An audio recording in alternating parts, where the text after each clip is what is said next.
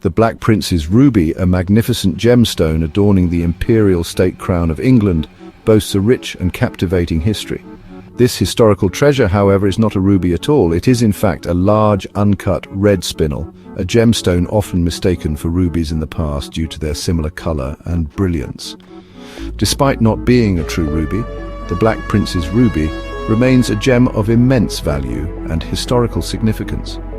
Its journey through the annals of time is intertwined with tales of conquests, battles, and royal lineage. From the hands of sultans to the crowns of kings, the Black Prince's ruby has silently witnessed pivotal moments in history.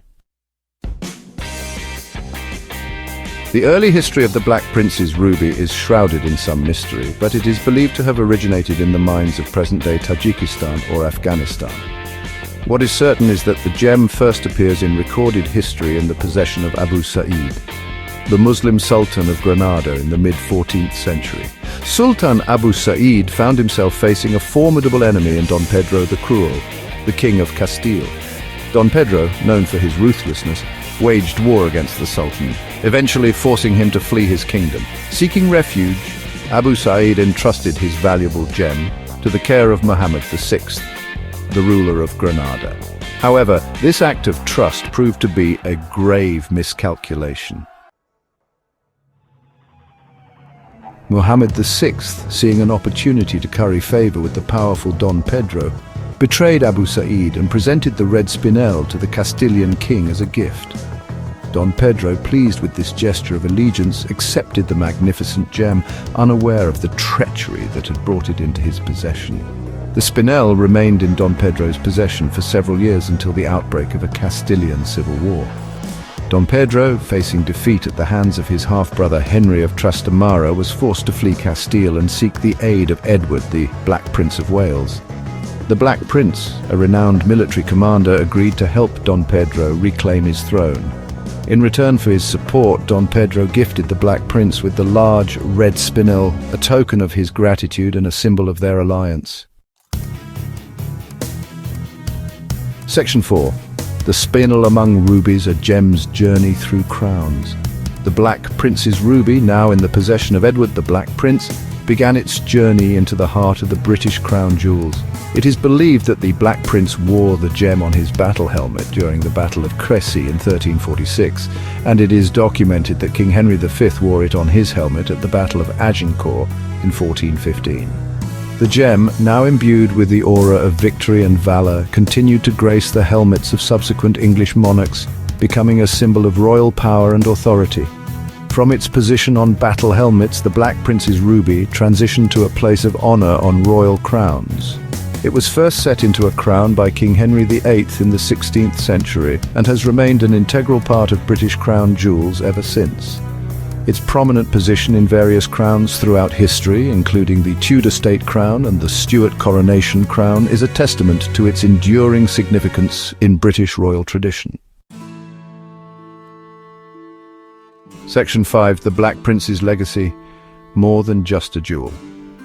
It was not until the 18th century that the true nature of the Black Prince's ruby was discovered. Gemologists, with their advanced knowledge and tools, determined that the magnificent red stone was not a ruby, but a spinel.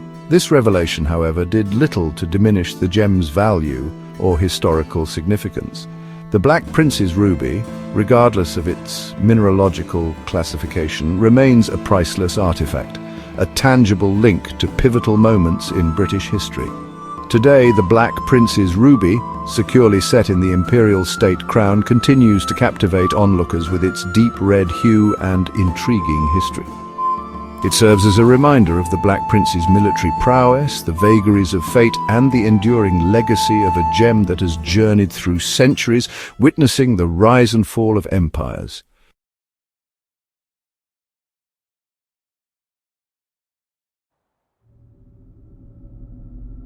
The crisp autumn air of October 27, 1940, belied the horror that was about to descend upon Kaimingjie. This bustling district in Ningbo, China, would soon become a living nightmare, a testing ground for one of the most horrific weapons ever conceived. Japanese bombers, cloaked in the guise of military normalcy, unleashed a silent and invisible enemy upon Kaimingjie, the bubonic plague. This act, a calculated experiment in human suffering, would forever scar the collective memory of the city and serve as a stark reminder of the horrors of biological warfare. At the heart of this dark chapter was Unit 731, a covert branch of the Japanese army, shrouded in secrecy and driven by a perverse scientific curiosity. The story of Kaimingjie is one of unimaginable suffering, resilience in the face of terror, and the long shadow cast by the horrors of war.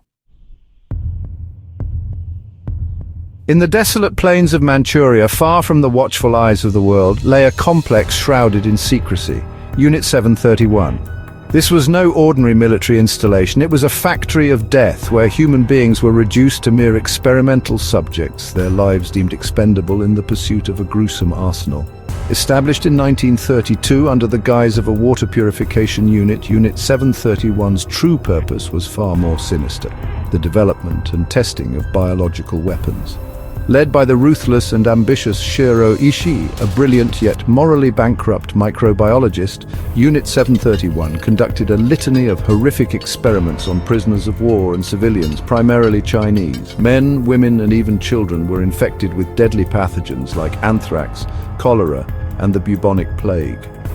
The horrors of Unit 731 were cloaked in secrecy, hidden from the world until long after the war. The full extent of the atrocities committed at Unit 731 remains unknown, a chilling testament to the depths of human depravity. On that fateful autumn day in 1940, the skies above Kaimingjie hummed with the drone of approaching aircraft. The residents, accustomed to the sights and sounds of war, paid little heed, unaware that these planes carried a different kind of payload, not explosives but something far more insidious. The Japanese bombers, under the command of Unit 731, unleashed their deadly cargo porcelain bombs and bamboo canisters filled with plague-infected fleas. These bombs, specifically designed to disperse their deadly contents upon impact, shattered on the streets of Kaimingjie, releasing a swarm of infected fleas into the crowded district. The tiny insects, carrying the bubonic plague, quickly spread through the city, biting unsuspecting residents and unleashing a silent and invisible killer among them. The method of attack was both calculated and cruel, designed to maximize infection and sow widespread panic. The attack on Kaimingjie was not an act of war, but a grotesque experiment, a cold and calculated attempt to test the efficacy of biological weapons on a civilian population. Within days of the attack, the streets of Kaimingjie, once bustling with life, transformed into a scene of unimaginable suffering. The bubonic plague, a swift and merciless killer, ripped through the population, leaving a trail of death and despair in its wake. The symptoms were swift and brutal: high fever, chills, swollen lymph nodes, vomiting blood and delirium. Hospitals, already overwhelmed by wartime casualties, were ill-equipped to handle the sudden influx of plague victims. The city descended into chaos as fear and panic gripped its inhabitants. Desperate families with limited medical knowledge resorted to traditional remedies and prayers, hoping to ward off the invisible killer. The air grew heavy with the stench of death as bodies piled up in the streets, overwhelming burial sites and cremation grounds. The Chinese authorities, faced with an unprecedented crisis, struggled to contain the outbreak. The attack on Kaimingjie had a devastating impact on the city, decimating its population and leaving an indelible scar on its collective psyche. As World War II ended, Japan's atrocities emerged, shocking the globe. The Nuremberg trials offered hope for justice, but Unit 731's horrors were hidden by political maneuvering. The US granted immunity to Unit 731 members for their data. These war criminals were spared prosecution at the Tokyo Tribunal. Cold War anxieties allowed Unit 731 perpetrators to escape accountability. The cover-up delayed justice for Kaimingjie victims. Survivors refused to let the world forget.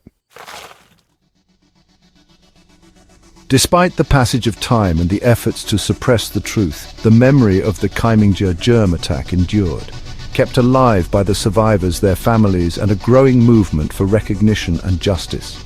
Eyewitness accounts, passed down through generations, painted a harrowing picture of the attack and its aftermath. ensuring that the suffering of the victims would not be forgotten.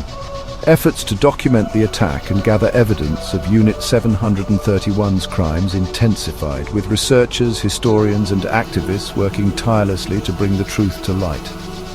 Medical records, photographs and recovered bomb fragments from Kaimingjie provided chilling evidence of the attack, while declassified government documents shed light on the covert activities of Unit 731 and the subsequent cover-up. In recent years, there has been a growing movement within China and internationally to acknowledge and commemorate the victims of the Kaimingjie germ attack. The Chilling Tale of Kaimingjie stands as a stark reminder of the horrors of biological warfare and the devastating impact it can have on civilian populations. It is a story that compels us to confront the depths of human cruelty and the consequences of unchecked ambition and scientific hubris. The attack on Kaimingjie was not merely a tragedy of the past. It is a cautionary tale for the present and the future. The lessons of Kaimingjie extend beyond the realm of history, serving as a powerful reminder of the importance of international cooperation, ethical conduct in scientific research, and the pursuit of justice for victims of war crimes. By remembering Kaimingjie and other instances of biological warfare, we honor the memory of the victims and reaffirm our commitment to a future where such horrors are consigned to the history books, never to be repeated. The story of Kaimingjie, though tragic, serves as a beacon, reminding us of our shared humanity and the importance of striving for a world free from the scourge of war and its devastating consequences.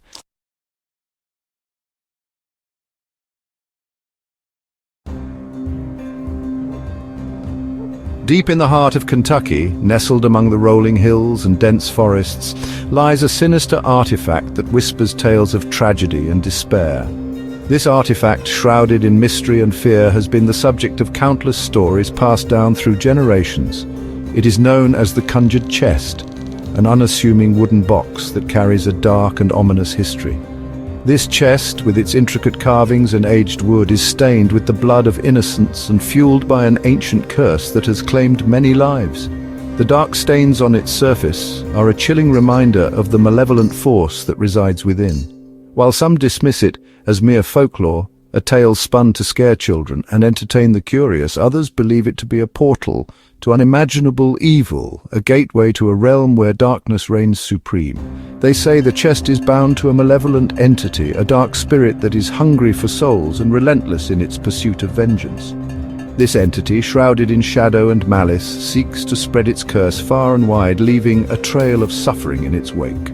The Conjured Chest stands as a chilling reminder that some things are best left undisturbed, a relic of a past that is better forgotten. Its very existence challenges the boundaries of our understanding, forcing us to confront the possibility that there are forces beyond our comprehension.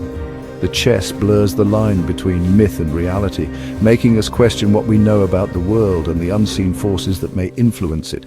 To touch the chest, some say, is to invite its curse into your life, a curse that brings misfortune and despair. To open it is to unleash a torrent of suffering upon the world, a dark force that cannot be easily contained or controlled. The story of the Conjured Chest begins in the 1830s.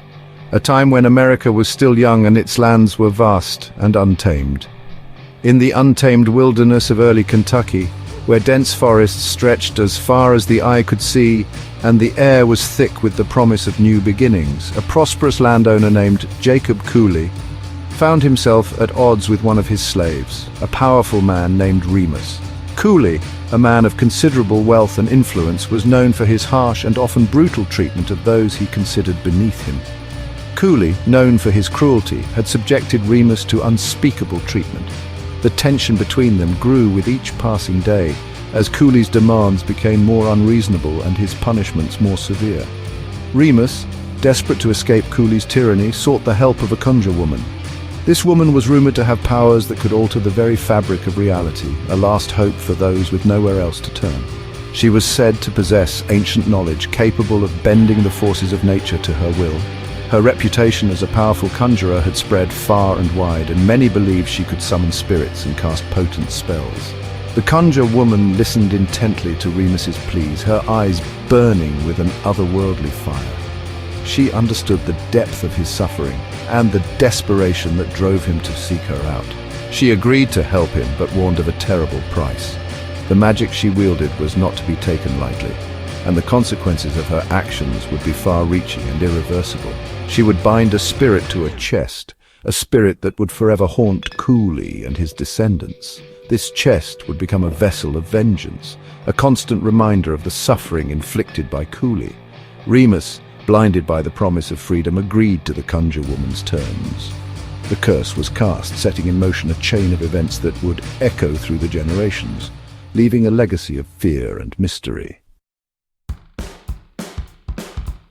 The Conjure Woman gathered potent herbs and bones, chanting words of power in a language long forgotten. She summoned a malevolent entity, binding it to an intricately carved wooden chest. The air grew heavy, crackling with dark energy. The chest pulsed with an evil light. With the curse set in motion, the Conjure Woman warned Remus to never open the chest. To do so, she cautioned, would unleash the full force of the entity's rage, bringing ruin upon them all. Remus, terrified but determined, took the chest. He planned to use it to escape Koh-i's grasp and find his freedom. Remus's escape proved short-lived. Koh-i's men captured him swiftly, ending his brief taste of freedom.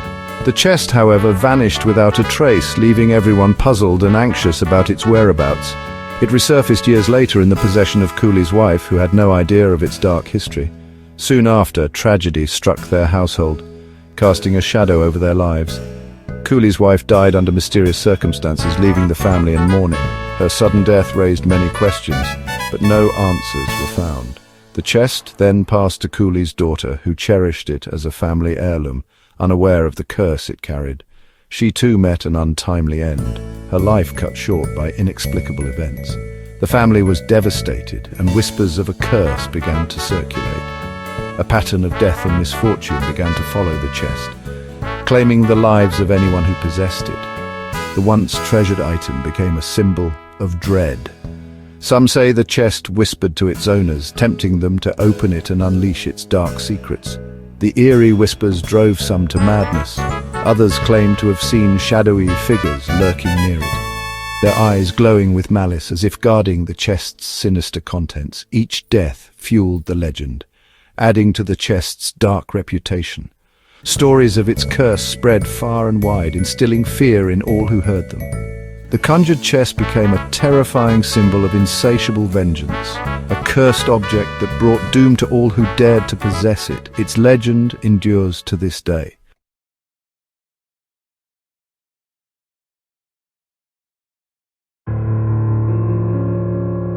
Crow Creek, even the name echoed with finality, a chilling reminder of the fate that awaited those who entered its gates. A whisper of despair carried on the wind, mingling with the dry rustle of the grass. Barbed wire sliced the horizon, a stark silhouette against the unforgiving sun, casting long shadows over the barren land. The prison stood like a tombstone in the desolate landscape, a monument to punishment and despair, isolated and unyielding. Within its concrete veins pulsed the stories of the condemned, each life a ticking clock counting down to a singular, chilling fate. The walls seemed to absorb their anguish, echoing with silent screams. Crow Creek was more than just a prison. It was a holding pen for the human soul, stripped bare, a place where humanity was laid to rest. The air itself hummed with a palpable tension, a grim symphony of clanging metal, hushed whispers, and the ever-present spectre of death.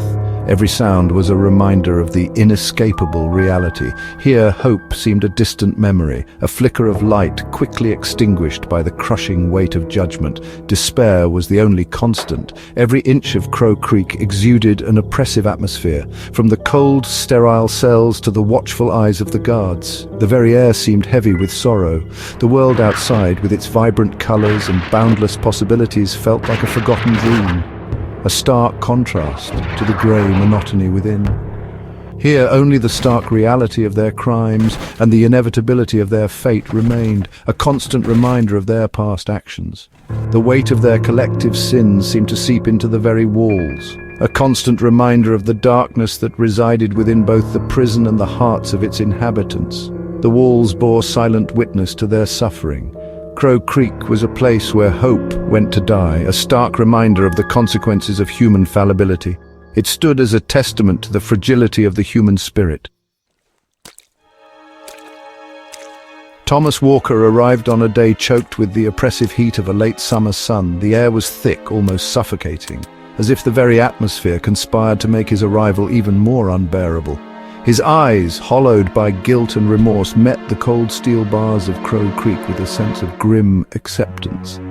Each step he took seemed to echo with the weight of his past mistakes, a haunting reminder of the life he once knew.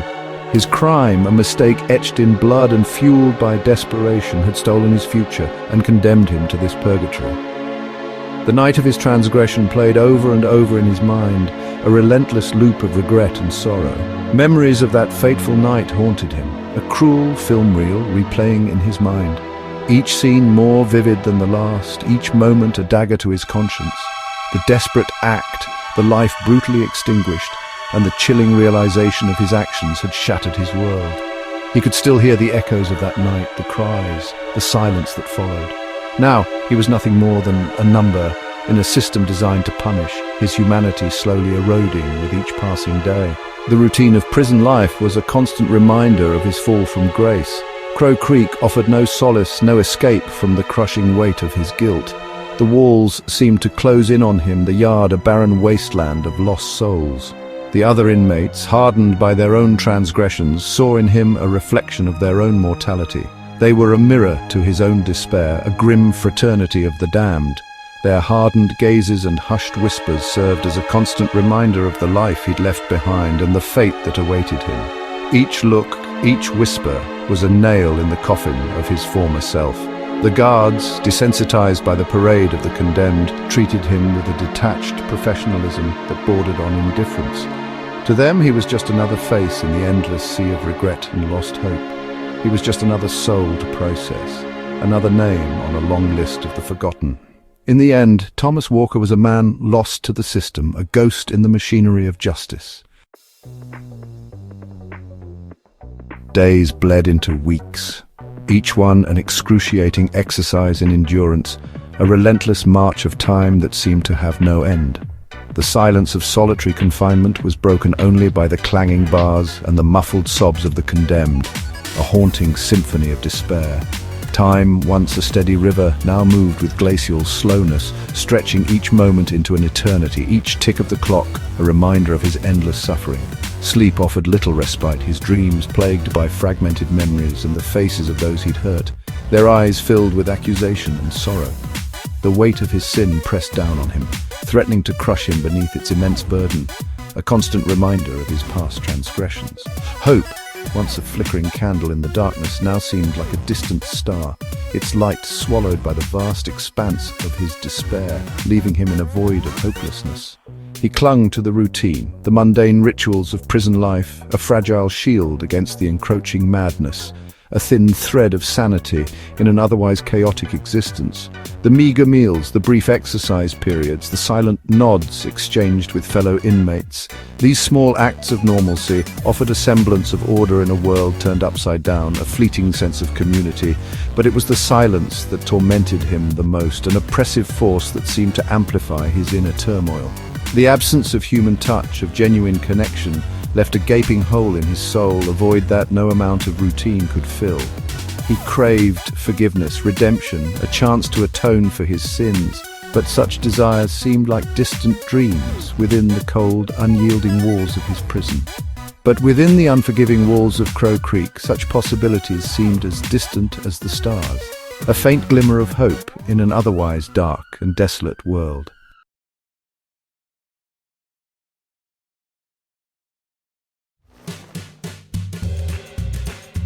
The early 1990s marked a period of significant change for the Department of Defense. The geopolitical landscape was shifting dramatically, and the military had to adapt to a new world order. The Cold War had ended, but new challenges arose, demanding innovation and efficiency. The fall of the Berlin Wall and the dissolution of the Soviet Union brought about a sense of relief, but also uncertainty. The military had to pivot from a singular focus on a known adversary to a broader range of potential threats. Amidst this transition, a critical issue plagued the vast military apparatus, the effective management of its technical data. The sheer volume of information was staggering, and the existing systems were not equipped to handle the influx efficiently. The DoD possessed a colossal amount of information, ranging from complex weapons system specifications to logistical details about everyday supplies.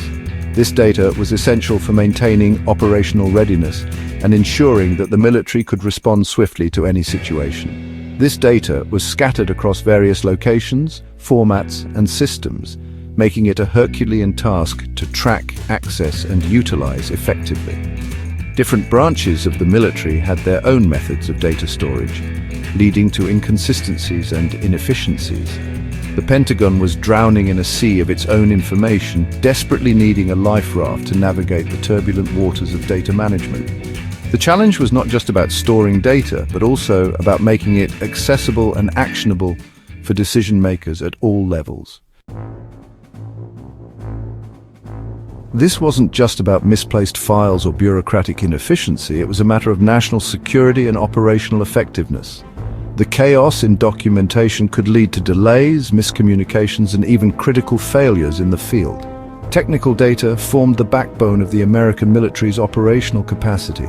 These manuals and data sheets were not just papers, they were the lifeblood of military operations, guiding every action and decision.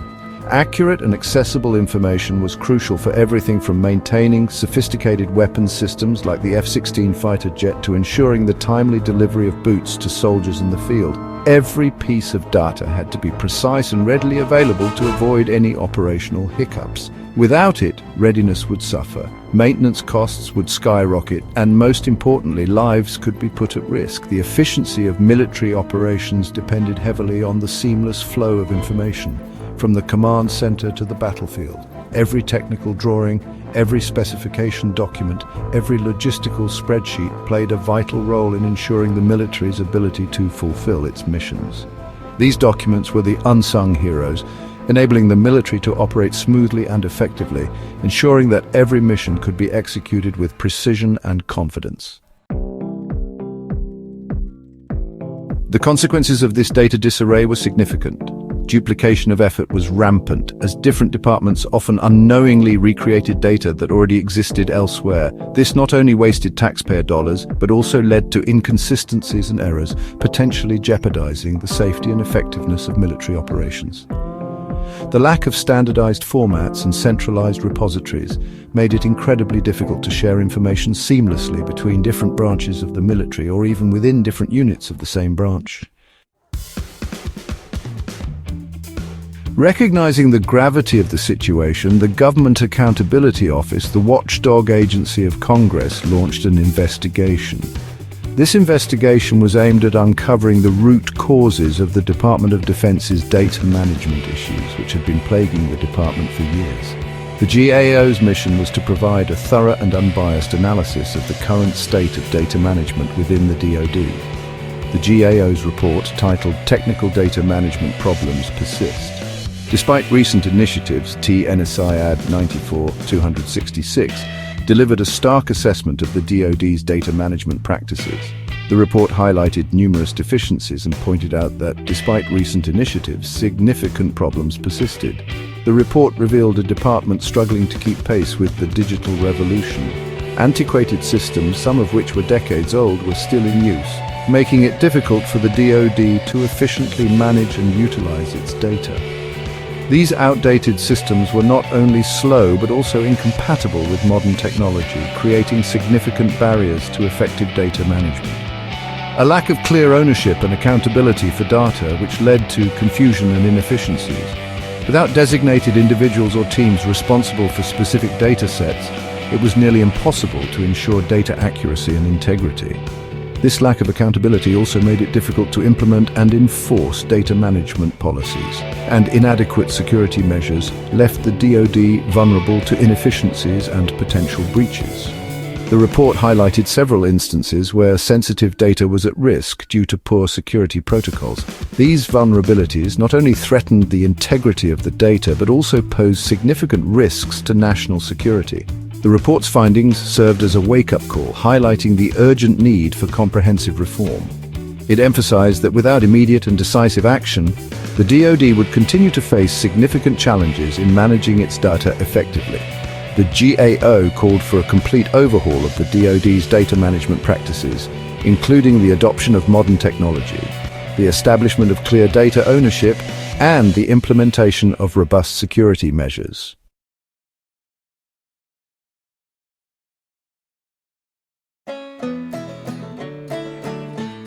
Some say it's just an old wine cabinet, others believe it holds something sinister.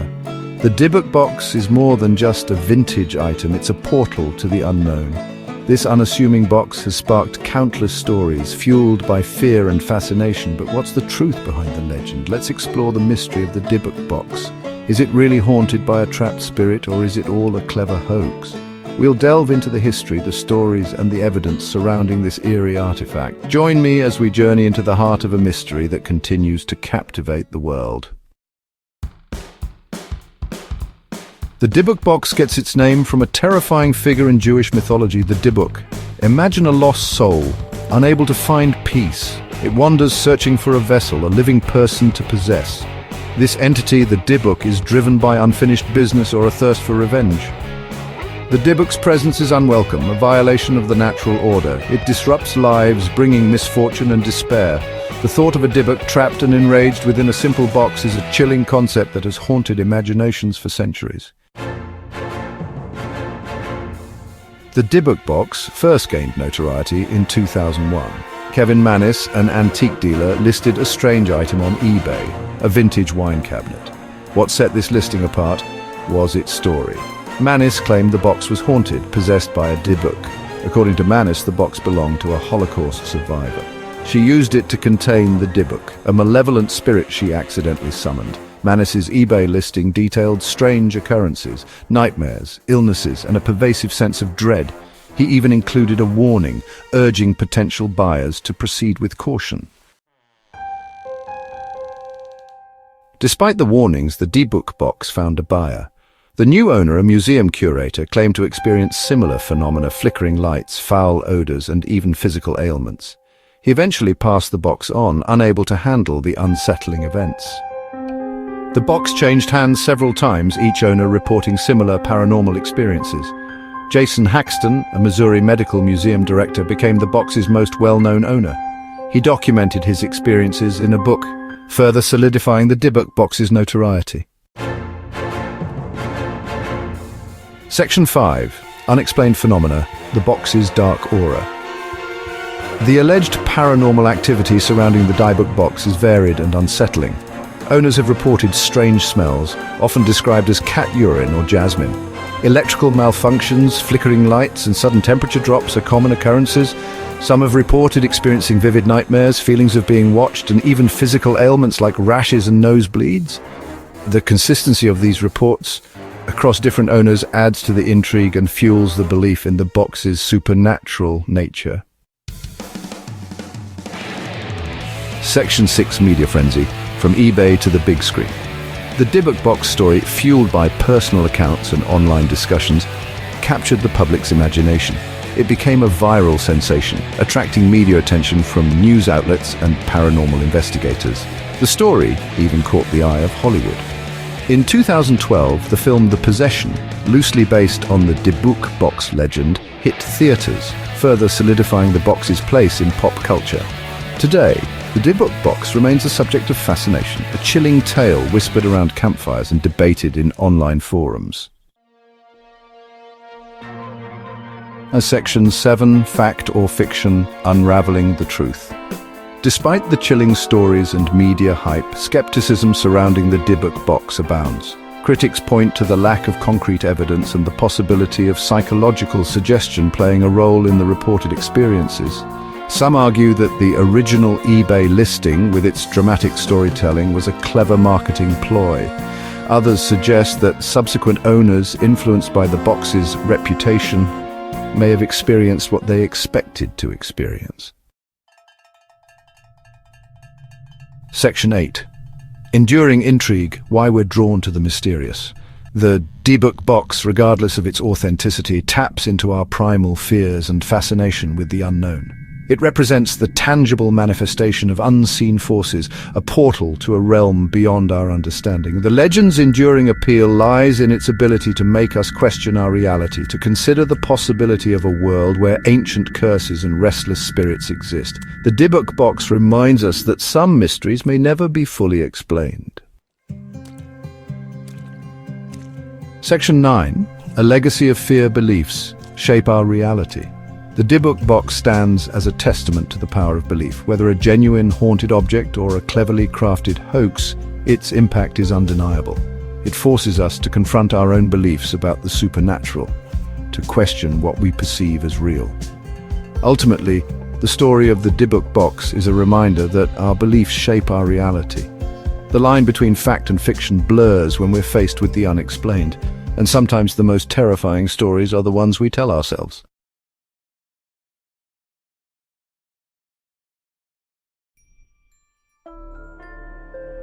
Deep within Chernobyl's ruined reactor number 4, a monster lies sleeping.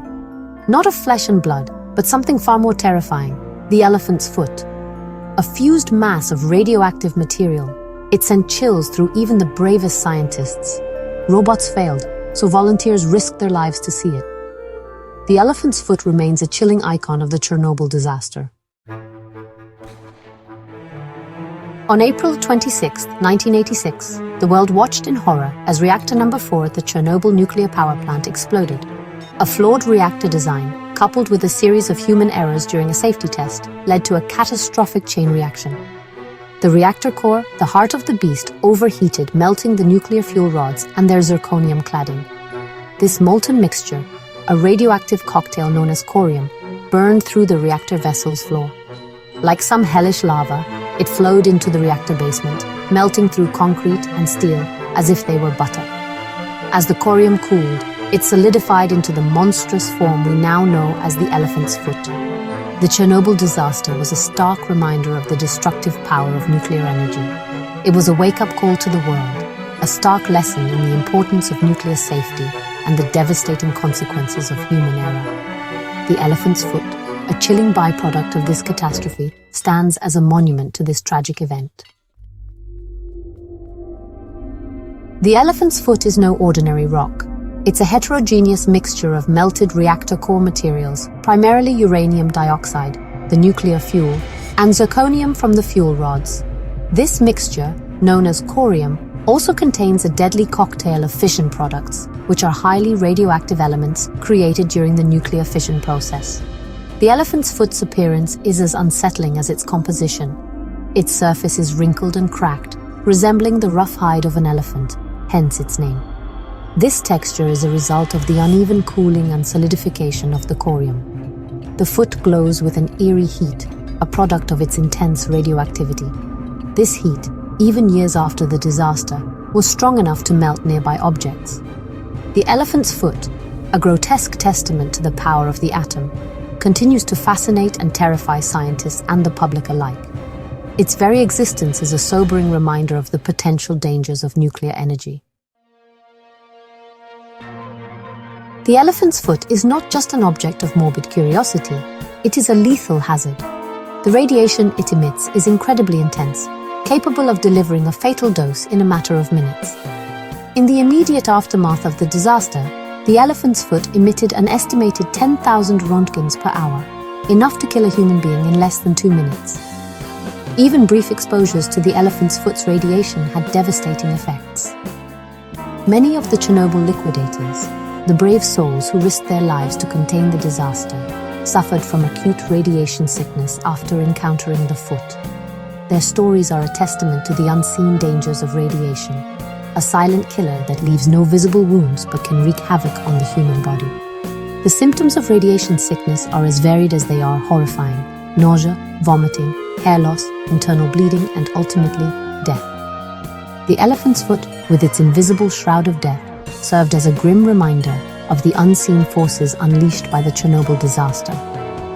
It is a stark warning about the invisible dangers of radiation, a reminder that even in the 21st century, there are forces in nature that we cannot afford to underestimate. Despite the danger, scientists and engineers had to study the elephant's foot. Robots failed, so humans, dubbed bio-robots, braved the deadly radiation. Equipped with lead shields and dosimeters, they dashed in, took samples, and retreated. Their courage gave us vital knowledge about the disaster and its lasting risks. These unsung heroes helped us manage the legacy of Chernobyl.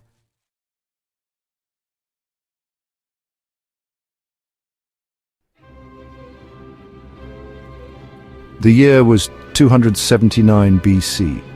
A formidable Gallic force led by the audacious Brennus descended upon the sacred site of Delphi, their mission plunder. The Greeks trembled. Delphi, home to the revered oracle and a treasury overflowing with offerings, represented the heart of their world. The Gauls, fueled by avarice, stormed the sanctuary. Their victory seemed assured, but then the heavens themselves seemed to rise in defense of Delphi. A fierce storm erupted, unleashing its fury upon the invaders. Lightning split the sky, striking fear into the hearts of even the bravest Gauls. Many perished, their dreams of riches dashed upon the sacred slopes. Yet whispers persisted, whispers of a contingent that escaped, vanishing into the night, laden with the spoils of their sacrilege. Among the Gallic tribes, the Volcae-Tectosages were renowned for their kinship with the earth and water. It was in the heartland of their territory, at Tolosa, modern-day Toulouse, that legend placed the stolen treasure of Delphi. The Volcae-Tectosages, it was said, concealed the gold not within the earth but within the water. They believed that the lakes and swamps surrounding their settlement held a sacred power, a power that could both protect and conceal. For generations, the location of the treasure remained a closely guarded secret. The gold of Tolosa, as it came to be known, transcended mere riches. It became a whispered legend, a tale spun around hearths, a story that linked the Volcae-Tectosages to the very gods they had defied. Fast forward to 106 BC. The Roman Republic, ever expanding, cast its ambitious gaze upon Gaul. Quintus Servilius Caepio, a Roman proconsul with a thirst for both glory and gold, found himself leading a campaign near Tolosa. Fate, it seemed, had a plan for Caepio. While the exact circumstances remain shrouded in mystery, accounts from Roman historians, including the likes of Strabo and Livy, tell us that Caepio unearthed a vast fortune in Tolosa. The amount seized was staggering. Some accounts claim it amounted to an astronomical sum, surpassing even the wealth housed within Rome's own treasury. The gold of Tolosa, lost for over a century, had resurfaced. Section 4. The Vanishing Act. Whispers of Conspiracy. The discovery of the gold of Tolosa should have been Caepio's crowning achievement. Instead, it marked the beginning of his downfall. While the treasure was being transported under heavy guard to Massilia, present-day Marseille, it vanished. The disappearance shocked Rome. Accusations flew like arrows in the aftermath. Fingers pointed at Caepio. Whispers of his greed, his ambition transformed into roars of condemnation. Had he, blinded by avarice, orchestrated the theft? Caepio, stripped of his command and disgraced, was banished from Rome. The once celebrated general became a pariah. The whispers, however, persisted. Some whispered that the treasure never left Tolosa, that it was spirited away and hidden once more, this time by Roman hands. Section 5. The Curse of Tolosa, a Tale of Retribution. The tale of the gold of Tolosa did not end with its disappearance. A shadow followed the treasure, a shadow of misfortune and tragedy. Many believed that the gold was cursed, tainted by its sacrilegious origins. Brennus, the Gallic chieftain who had dared to desecrate Delphi, met a grim end. Some say he succumbed to madness, haunted by the memory of his actions.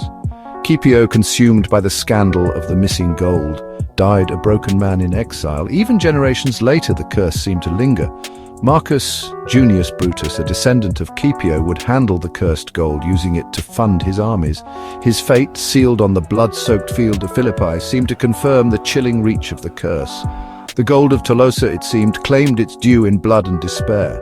The legend of the gold of Tolosa serves as a cautionary tale, a stark reminder that some treasures are better left undisturbed. It is a story of greed, betrayal, and the enduring power of ancient curses. Though centuries have passed, the allure of the lost gold remains. Perhaps somewhere beneath the tranquil waters of Tolosa, or hidden within the earth, the treasure awaits rediscovery. But beware, for the gold of Tolosa is more than just gold. It is a relic of history, forever bound to a legacy of both wonder and woe.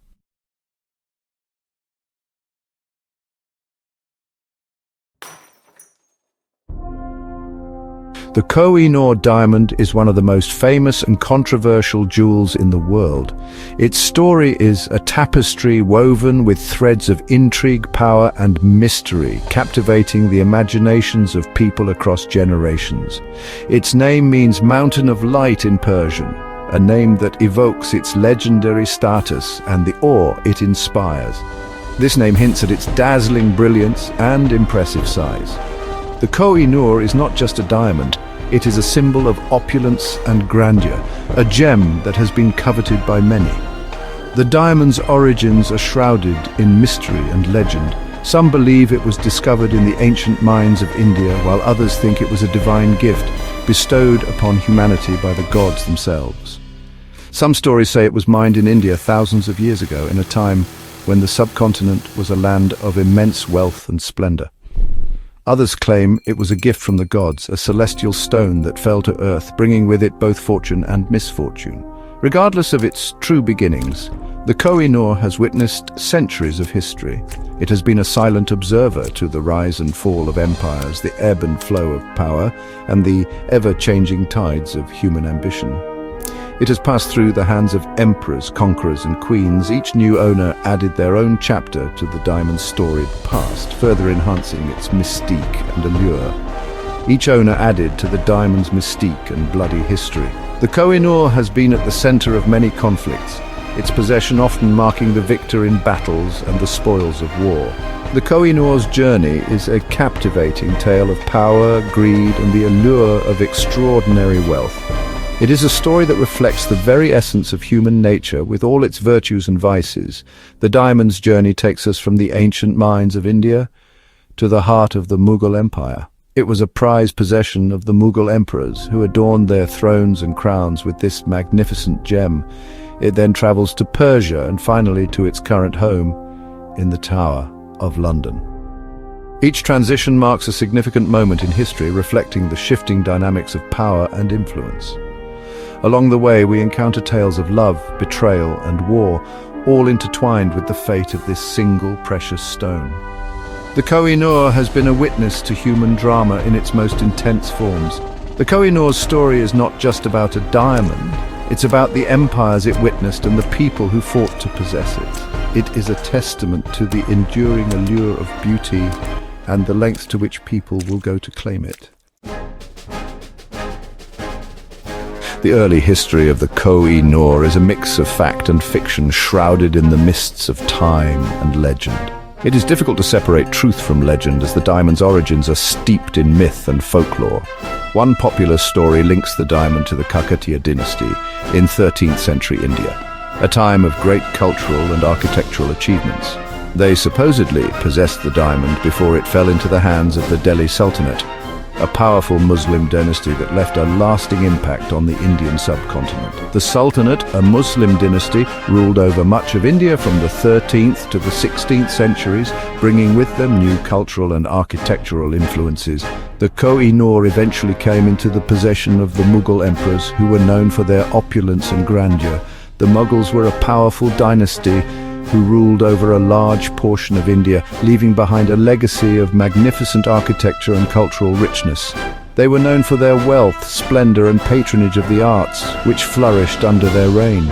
The Koh-i-Noor became a prized possession of the Mughal treasury, symbolizing the immense wealth and power of the empire. It was admired for its size and brilliance, captivating all who laid eyes on it. Babur, the founder of the Mughal Empire, mentioned a large diamond in his memoirs, which many believe to be the Koh-i-Noor.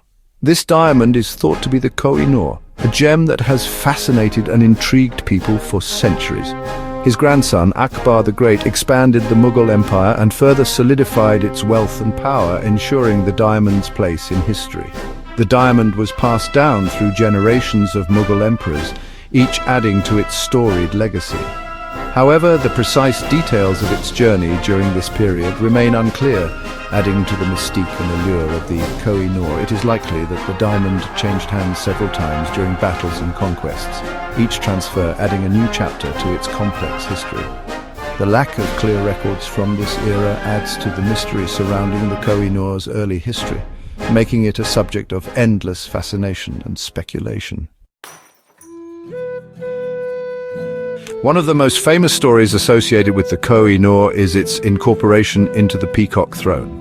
This throne was not just a seat of power, but a masterpiece of art and engineering.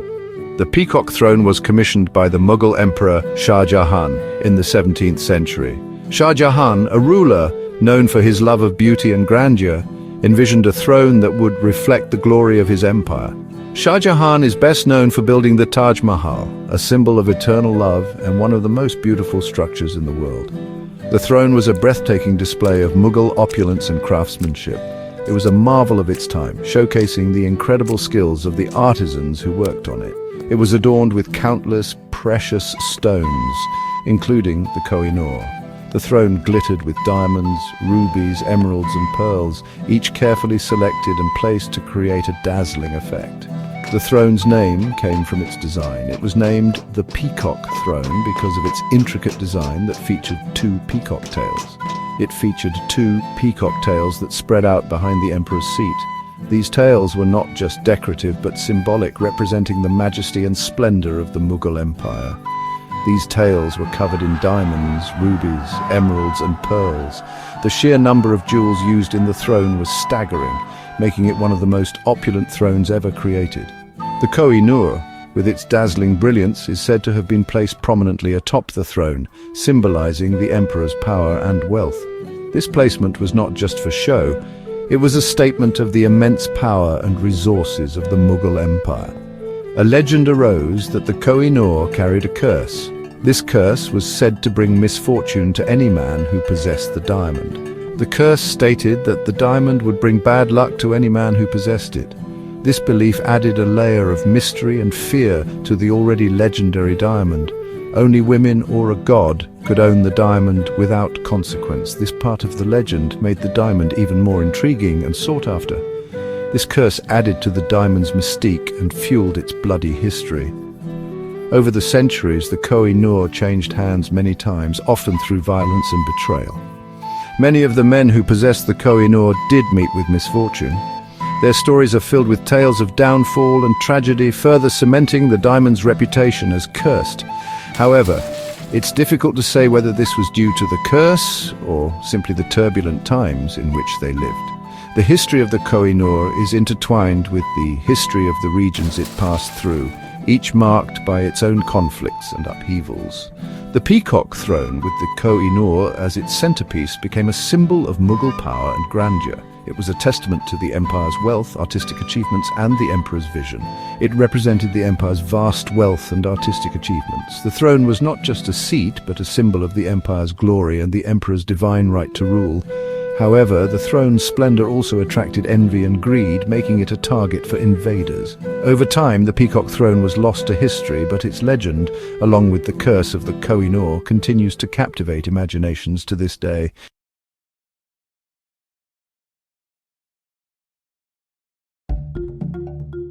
Opening with a suspenseful tone. Imagine a place so remote, so high up in the Himalayas that it feels like the edge of the world. Now picture a frozen lake nestled there, holding within its icy grasp a secret both chilling and mesmerizing. Welcome to Roopkund Lake. Hey mystery lovers. Today I'm diving deep into one of the most perplexing mysteries of all time, the Skeletons of Roopkund. Nestled at over 16,000 feet, Roopkund Lake hides hundreds of skeletons, frozen in time. These skeletal remains have baffled scientists and historians alike since their discovery in the 1940s. But what led to such a mass tragedy in this secluded spot? Let's rewind to the year 850 AD. A caravan led by Prince Satyajit of Kanauj embarked on a sacred pilgrimage to the shrine of Nanda Devi. This group, driven by faith, hoped to earn the blessings of the mountain goddess. Among them was Nayantara, a young woman whose songs lifted the spirits of her fellow travelers. Her laughter echoed through the mountains, a beacon of warmth in the biting cold. Alongside the caravan was an aged seer who warned them, "Respect the mountains or face divine wrath." Weeks of arduous travel brought them to the shores of Roopkund Lake. As they began their sacred ceremonies, Nayantara, full of joy, started to dance. Her movements, though beautiful, were seen as a breach of the solemn moment. Suddenly the skies darkened, and an unexpected storm unleashed colossal hailstones. Panic erupted, but there was nowhere to hide. The hailstones, large enough to cause fatal injuries, fell relentlessly. When the storm passed, the scene was one of utter devastation. Among the lifeless bodies was Nayantara, her anklets glinting faintly in the eerie light. For centuries, the skeletons lay undisturbed, frozen in the icy tomb of Roopkund. When discovered in the 20th century, theories ran wild. Epidemics, ritual sacrifices, and catastrophic storms were all considered. But modern science provided some answers. Analysis showed that most skeletons bore injuries consistent with hailstones, supporting the ancient tale of divine wrath. Still, many questions remain unanswered, leaving Roopkund a place where history, myth, and nature converge. The skeletons of Roopkund stand as silent witnesses to a mystery that continues to captivate and confound. So, what do you think?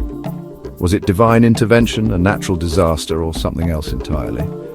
Leave your thoughts in the comments below. Don't forget to like, subscribe, and hit the bell icon for more mysterious tales. Till next time, keep unraveling the unknown.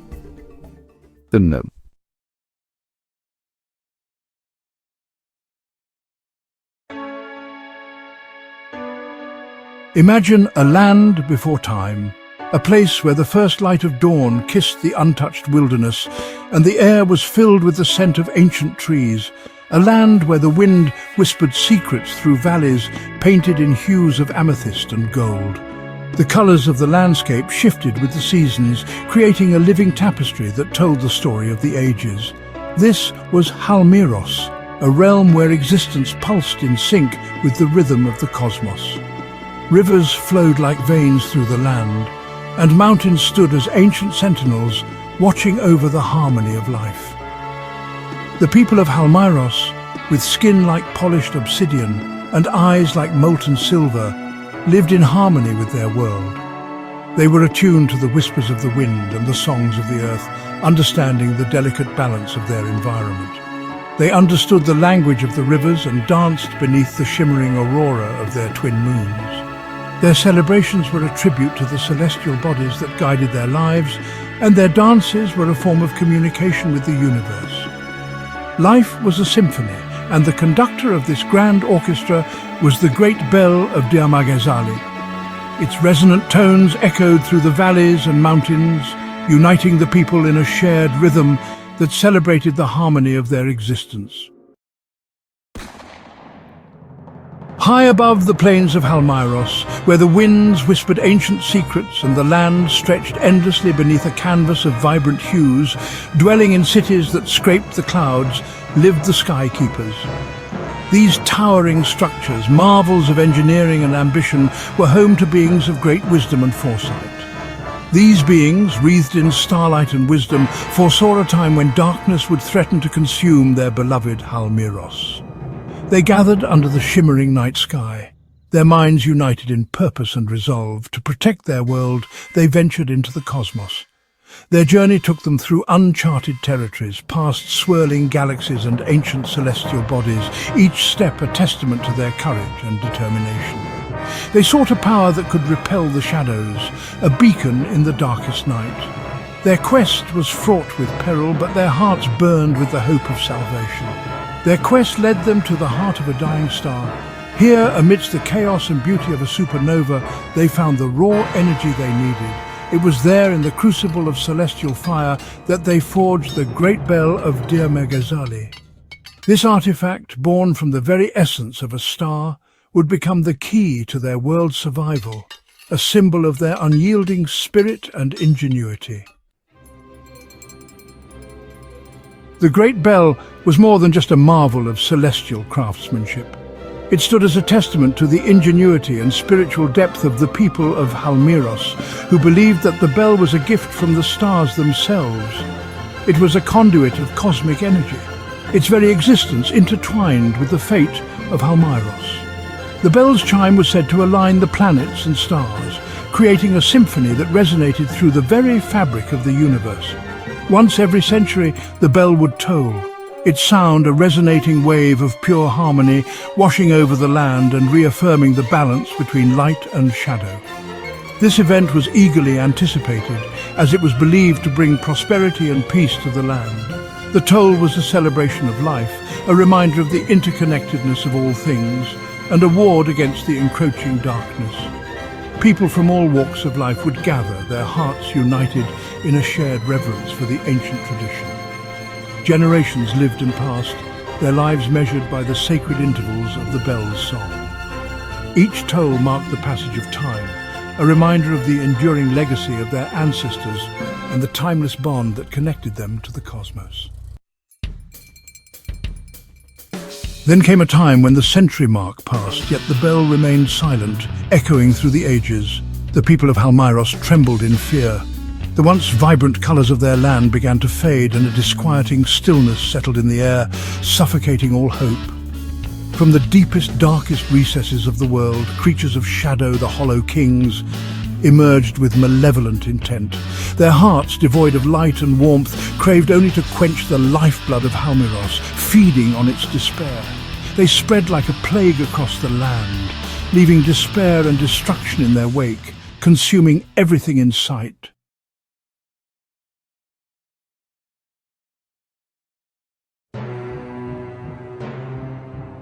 February 27, 1947, dawned like any other day in Taipei, Taiwan. The bustling streets were filled with vendors hawking their wares, children playing in the shadow of colonial-era buildings, and citizens going about their daily lives. Yet, beneath the veneer of normalcy, tensions simmered. Resentment towards the ruling Kuomintang or KMT government, which had taken control of Taiwan from Japan just 2 years prior, ran deep. The island, once hopeful for a brighter future after decades of Japanese rule, found itself grappling with corruption, economic hardship, and political oppression. This potent cocktail of discontent was about to explode, forever etching February 27th into the annals of Taiwanese history as a day of infamy. The events of that day, which would come to be known as the February 27th incident or the 228 incident, were not an isolated outburst. They were the culmination of years of simmering anger and frustration. Taiwan, a nation forged through the crucible of colonization, foreign rule, and internal strife, was about to experience another defining moment in its tumultuous journey. This incident, its causes and its profound consequences, would leave an indelible mark on the Taiwanese psyche, shaping the island's political landscape, social fabric, and national identity for generations to come. The seeds of the February 27th incident were sown long before the first shot was fired or the first protester took to the streets. To truly understand the events of that fateful day, one must delve into the historical context, the grievances, and the simmering discontent that had been building for years. Only then can we grasp the magnitude of the tragedy and its profound significance in shaping the Taiwan we know today. This essay will explore the February 27th incident, examining its historical background, the immediate triggers, the events themselves, and the long-term repercussions. We will delve into the incident's impact on Taiwanese society, politics, and its enduring legacy in shaping the island's identity. By understanding the 228 incident, we gain a deeper understanding of Taiwan's past, its present, and its ongoing quest for self-determination. In 1895, following the First Sino-Japanese War, Taiwan was ceded to Japan, marking the beginning of a 50-year period of colonial rule. The Japanese administration, eager to modernize its new acquisition, embarked on a series of reforms and infrastructure projects. Railways were built, education systems were revamped, and the island's economy, particularly in agriculture, was significantly developed. However, these advancements came at a cost. Taiwanese people, now subjects of the Japanese Empire, faced systematic discrimination, cultural suppression, and economic exploitation. Their land was often confiscated to make way for Japanese settlers and industries, forcing many into a system of forced labor. The use of the Japanese language was enforced, and traditional customs and practices were discouraged. While some Taiwanese benefited from the economic progress, many experienced it as a period of dispossession, cultural alienation, and political disenfranchisement. The Japanese colonial period left a complex and enduring legacy. On the one hand, it laid the foundation for Taiwan's modern infrastructure and economic development. On the other hand, it created a deep sense of resentment towards foreign rule and a yearning for self-determination. This desire for autonomy, coupled with the social and economic disparities engendered by colonial policies, created a volatile undercurrent that would have lasting repercussions. When Japan surrendered in 1945, ending World War II, Taiwan was placed under the administration of the Republic of China, or ROC, led by the Kuomintang. Initially, there was hope among many Taiwanese that this transition would usher in an era of self-governance and prosperity. However, this initial optimism would soon give way to disillusionment and anger, as the KMT's policies proved to be a far cry from the liberation many had hoped for. The arrival of the Kuomintang government in Taiwan was initially met with cautious optimism. Many Taiwanese saw it as an opportunity to shed the shackles of colonial rule and chart their own course. However, this hope quickly turned to disillusionment as the KMT administration, led by Governor Chen Yi, proved to be corrupt, inefficient, and out of touch with the needs of the local population. The KMT, having just lost the Chinese Civil War to the Communists, treated Taiwan more as a conquered territory than a liberated one. The KMT administration implemented policies that favored mainland Chinese who had fled to Taiwan with the KMT over the native Taiwanese population. Key positions in government, the military and state-run industries were predominantly filled by mainlanders, leaving the Taiwanese feeling marginalized in their own land. The situation was further exacerbated by rampant corruption within the KMT ranks. Graft, nepotism, and economic mismanagement became widespread, leading to soaring inflation, shortages of essential goods, and widespread unemployment. The economic woes were compounded by a series of social and cultural clashes. The KMT attempted to impose its Mandarin language and culture on the Taiwanese, who had their own distinct dialects and customs. This cultural imposition, coupled with the political and economic marginalization, created a deep sense of resentment and alienation among the Taiwanese population. The stage was set for a confrontation, a clash between a populace pushed to the brink and an administration that seemed either oblivious to or unconcerned with the growing discontent. As the situation deteriorated, whispers of dissent turned into murmurs, then into open criticism. The KMT, however, responded with repression. Freedom of speech was curtailed, political opposition was suppressed, and those who dared to criticize the government were often met with intimidation, arrest, or worse.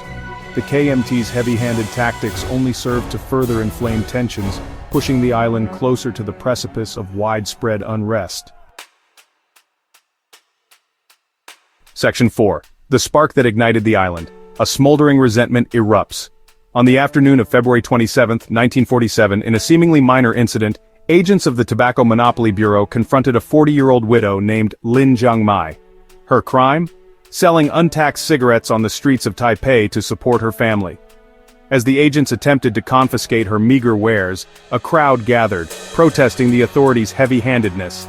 The situation escalated rapidly, and in the ensuing chaos, one of the agents fired into the crowd, killing a bystander.